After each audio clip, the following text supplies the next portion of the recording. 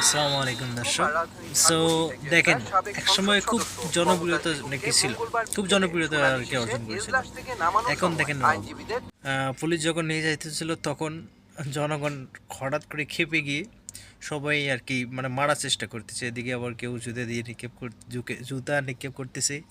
মানে পরে আবার এটাকে সেভ করার জন্য পুলিশরা সবাই চতুর্পাখ দিয়ে ঘিরে ধরছে।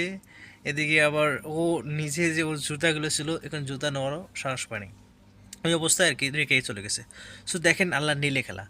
এতদিন ধরে এই এই মেয়েটা, মানে মেয়ে তো বলা যায় না, অনেক তো বয়স্ক, যে এই যে মহিলাটা, সো কম অত্যাচার মানে বিভিন্নভাবে গালাগালি করেছিল বিএমপি জামাত বা বিভিন্ন আর কি হুজুরদেরকে কতভাবে গালাগালি করেছিল। সো এখন দেখেন আজকে এর অবস্থাটা কি, সবগুলো আল্লাহর খেলা। এখন দেখেন নিজেই কিভাবে জনতার ধাওয়া খেয়ে পুলিশের কাছে মানে পালাইতেছে, মানে পুলিশকে আর কি জড়াই ধরতেছে যাতে করে যেন কেউ মারতে না পায়। এই ভয়ে দেখেন কিভাবে এখন নিজেকে সেভ করার চেষ্টা করতেছে।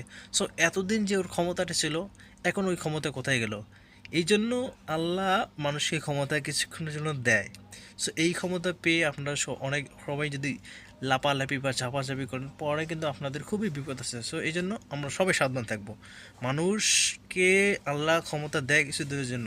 দেখেন, আমি এখন একটা কথা বলি, এই যে মাহফুজ আলমের কথা, এই দেখেন মাহফুজ আলম এখন দেখেন মানে এখন সবাইকে উস্কে দিতেছে যে এখন একটু কেন আওয়ামী লীগ নিষিদ্ধ হওয়ার পর কেন সবাই শান্ত হয়ে আছে, একটু উস্কেই দিতেছে। কিন্তু এখানে কে যে উস্কেই দিতেছে সেটা ওরা বুঝতেছে না। এখানে সবগুলো ভারতের খেলা, মানে ভারত এদেরকে টাকা খাওয়াইয়ে এদেরকে উস্কেই দিতেছে যে আবার জন্য গ্যাঞ্জাম বাজিয়ে দেয়। ঠিক আছে, এই মাহফুজ আলম হচ্ছে এটার মেন গোড়া। কী দরকার ছিল এগুলো এখানে বলার? কী দরকার ছিল? এখন ওটা থাকবে, আমরা এমন কথা বলছি না যে ৭১ যেটা ছিল ওটা বাদ, এমনটা না, ওটাও থাকবে এটাও থাকবে। সো এখন যে হিসেবে ছিল এই হিসেবে চলবে না, কিন্তু না, এই আবার লাগাই দিল।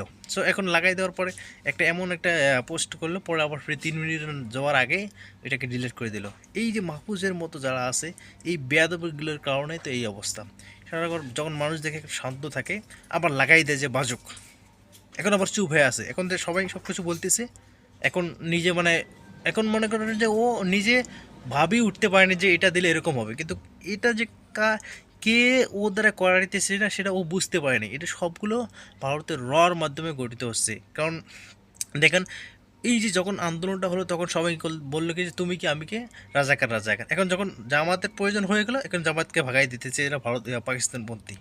ঠিক আছে, সো এগুলোই হচ্ছে ভুল। যতদিন পর্যন্ত এগুলো থেকে বাইরে আসতে পারবে না, ততদিন পর্যন্ত বাংলাদেশ আমরা কখনো উপরে নিয়ে যেতে পারবো না।